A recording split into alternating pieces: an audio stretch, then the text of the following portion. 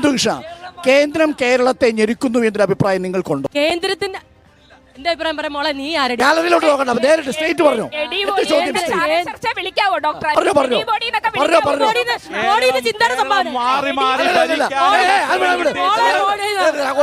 പിണറായി വിജയന്റെ വീട്ടിൽ ലിഫ്റ്റ് വെക്കാൻ 28 ലക്ഷം, പിണറായി വിജയന്റെ കന്നുകാലിക്ക് സംഗീതം കേൾക്കാൻ ലക്ഷങ്ങൾ,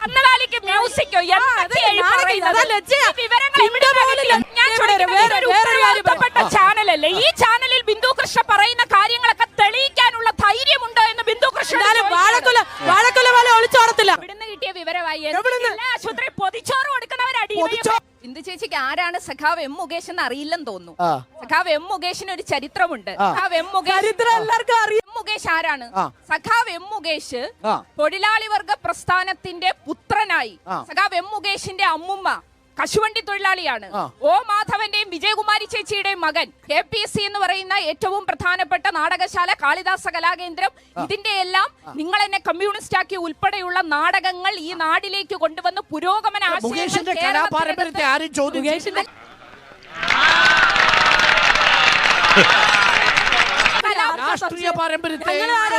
പക്ഷേ പ്രേമചന്ദ്രനുമായി മുകേഷിന്റെ ആരാധിക,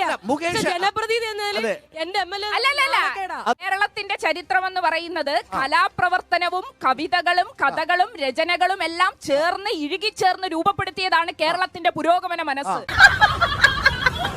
നിങ്ങൾ മലയാള സിനിമ എടുത്തു നോക്കൂ, കൊല്ലത്തിന്റെ ബ്രാൻഡ് അംബാസിഡർ അല്ലേ മുകേഷ്? അതുകൊണ്ട് പാർലമെന്റിൽ പോയിട്ട് എന്ത് പ്രയോജനം? ഇങ്ങനെ എന്തെങ്കിലുമൊക്കെ പറയുമ്പോഴേ എന്റെ മനസ്സിനൊരു സന്തോഷം ഉണ്ടാവുള്ളൂ.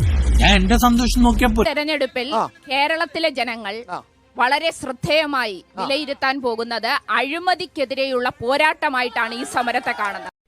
സ്വർണ്ണക്കടത്ത് കേസിൽ മുഖ്യമന്ത്രി രാജിവെക്കണമെന്നാവശ്യപ്പെട്ട് കോൺഗ്രസ് ഇന്ന് ജില്ലാ കേന്ദ്രങ്ങളിൽ ധർണ നടത്തും. മുഖ്യമന്ത്രിയുടെ മകൾ ഉൾപ്പെട്ട മാസപ്പടിയിൽ സീരിയസ് ഫ്രോഡ് ഇൻവെസ്റ്റിഗേഷൻ ഓഫീസിന്റെ അന്വേഷണത്തിലേക്ക് കാര്യങ്ങൾ പോകുമ്പോൾ അവിടുത്തെ തൊഴുത്ത് പണിയാൻ 48 ലക്ഷം ലക്ഷങ്ങൾ സർക്കാർ ഉത്തരവ്.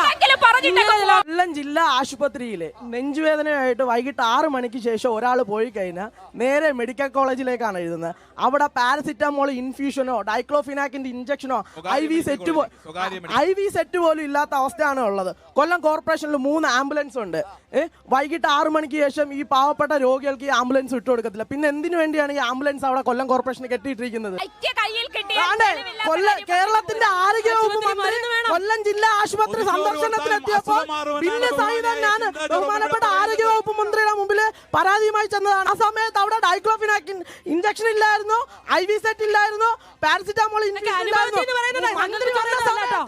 പൊടിയടിക്കുന്നു, തൂക്കുന്നു, തുടയ്ക്കുന്നു, പെയിന്റ് ചുരണ്ടി ഇളക്കുന്നു, പെയിന്റ് അടിക്കുന്നു, ബെഡ്ഷീറ്റുകളിൽ പുതിയ ബെഡ്ഷീറ്റ് വിരിക്കുന്നു. നമ്മുടെ പിണറായി വിജയൻ ദുബൈ പോയിട്ട് ഒരു പ്രവാസികളുടെ അടുത്ത് ഒരു വാഗ്ദാനമൊക്കെ കൊടുത്തിട്ട് ഇവിടെ തിരിച്ചു വന്നായിരുന്നു. നിങ്ങൾ ജോലി നഷ്ടപ്പെട്ടിട്ട് ഇവിടെ വരുമ്പോൾ ഞങ്ങൾ അക്കൗണ്ടിലേക്ക് തള്ളി മറിക്കുന്നു. ആർക്കെങ്കിലും തള്ളി മറിച്ച് കിട്ടിയിട്ടുണ്ടോ എന്ന് ഒരു വാക്ക് പറയണം. കിട്ടേണ്ടതൊക്കെ കിട്ടിയല്ലോ, സമാധാനമായല്ലോ. ഇനി സ്വസ്ഥമായിട്ട് വണ്ടി ഈ റോഡിൽ പോട്ടെ.